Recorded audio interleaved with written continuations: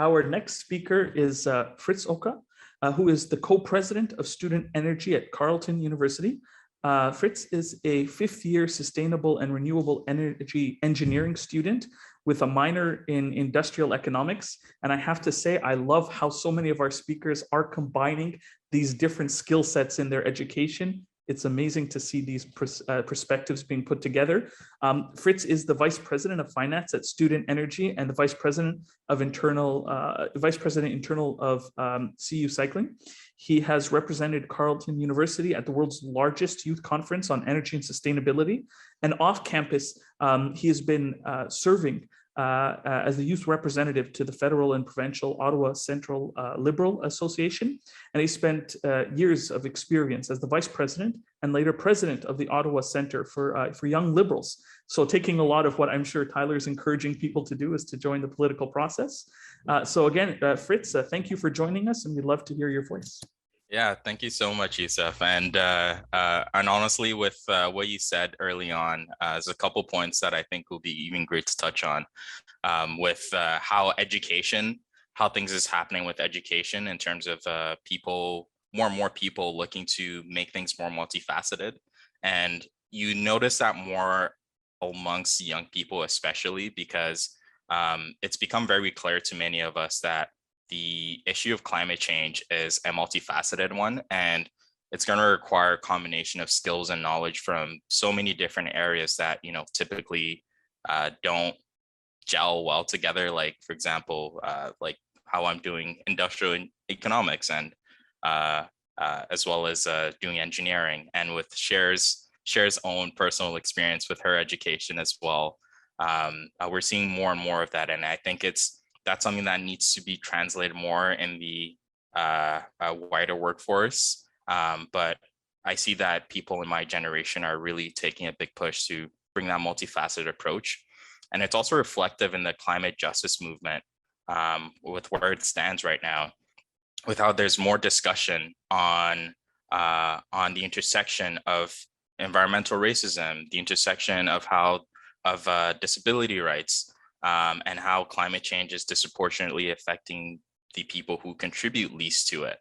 And these are things that, for example, my work with Student Energy has helped to bring more discussions towards that on the campus, to let us see outside of a vacuum. And what I've experienced in that time is that as more and more people see the true nature of the quote unquote beast we're facing, they realize that just because it's not affecting you right now doesn't mean that, it's not going to in some indirect way.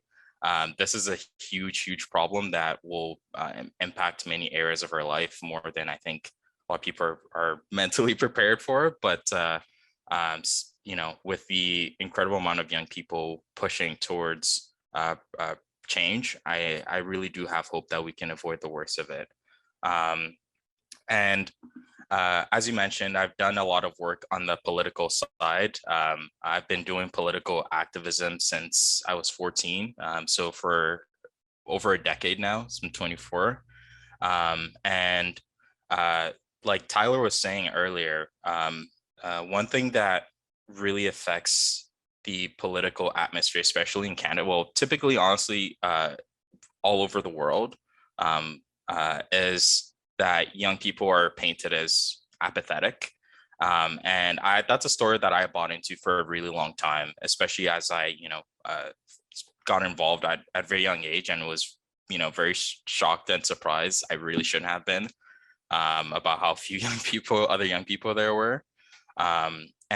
But as I spent more time doing more work in other avenues, like through Student Energy, through my work in the engineering field, and the social justice movement, I saw more and more that the quote unquote political apathy that we're seeing is in fact a symptom of a much larger problem, which Tyler pointed out very well is the fact that young people have been typically ignored by the process.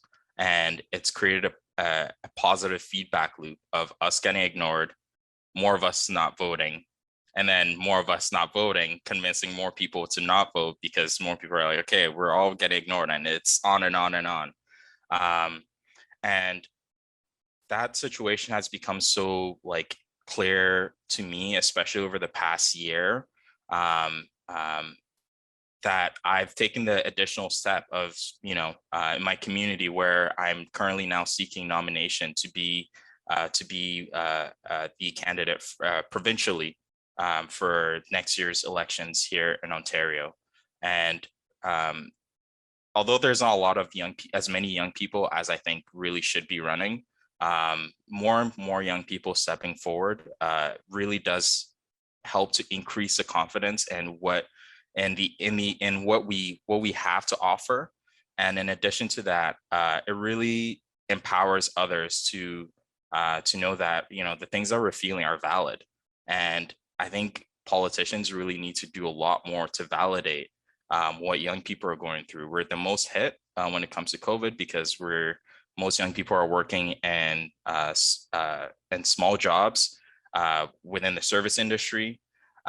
We also have a lot of debt, and we have little income, and so it all just creates a recipe for disaster for like economically for my generation. But looking through looking through the rebuilding lens and the opportunity that we have in front of us, especially in the post-COVID era, we really do need to start thinking about that before we get to it, because if history has taught us anything, when we wait until a situation is at hand and we start taking action, then a lot of money typically ends up getting wasted. So it's very important for us to think about these things ahead of time, and that's something that I really hope to bring to the political space that I'm transitioning into more, and to talk about how we can look at really addressing the income gap that exists between the younger generation as well as the older generation. We need to be investing more in businesses because small businesses are here to stay through, for better or for worse, through the bad and the good. And typically speaking, the strongest companies have been founded in the most difficult periods of time. And this is when young people become especially innovative, because we have time, we have opportunity, but what we need is funding. And government needs to play a big part in providing the funding to support a lot of the really amazing sustainability ideas that I know so many of us have to put forward. And through my work in student energy, I got to work closely with some of these small businesses. One of them focusing on taking the profits from the apparel that they sell to fund community projects like retrofitting lighting and so on and so forth. So there's really so much that young people have to offer in terms of innovation and ideas, and it starts with investing in us. And we really need the support in order to do that. But now more than ever, we have the opportunity to show that young people really do matter. Young people have value in our system, and our issues are worth addressing. Because when young people talk about their issues, it often ends up intersecting with the wider community at large. And these are things that we need to be thinking about more and more as we enter the rebuilding phase after this pandemic. So yeah, I'm gonna pass it back to you, Yusuf. And yeah, thank you so much for the time. Really appreciate it.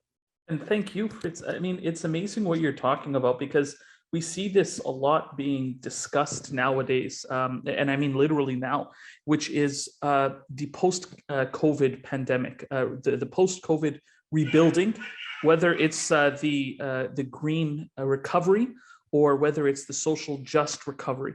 So those are concepts that youth leaders, youth politicians, as well as our allies, many of whom are on this call today, we need to really bring this to the forefront. This is an opportunity to really shift the trajectory of where we were going. So thank you for highlighting that and for talking about it.